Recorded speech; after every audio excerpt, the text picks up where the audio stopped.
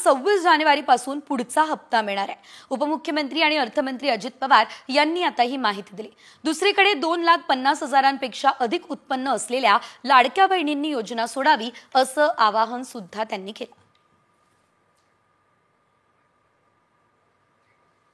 परवाच 3,700 कोटी रुपयाचा चेक मी महिला बाल विकास खात्याला दिलेला आहे आणि आता काहींच्या अकाउंटला पैसे यायला लागले असतील किंवा 26 तारखेपासून माझ्या लाडक्या बहिणींनो, माझ्या मायमौलींनो तुमच्या अकाउंटला पैसे येतील।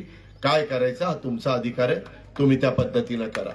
तमाम माझ्या महाराष्ट्रातल्या मायमौलींना, माझ्या लाडक्या बहिणींना माझं आव्हान आहे की ज्यांचं उत्पन्न 2.5 लाखाच्या वर असेल त्यांनी जसं मध्ये पंतप्रधानांनी आवाहन केल्यानंतर जे सवलतीचा गॅस सिलेंडर घेण्याची गरज नाही अशांनी गॅस सिलेंडर सवलतीचे घ्यायचं बंद केलं, तशा प्रकारे आपल्या गरीब महिलांच्या करता ही स्कीम आहे।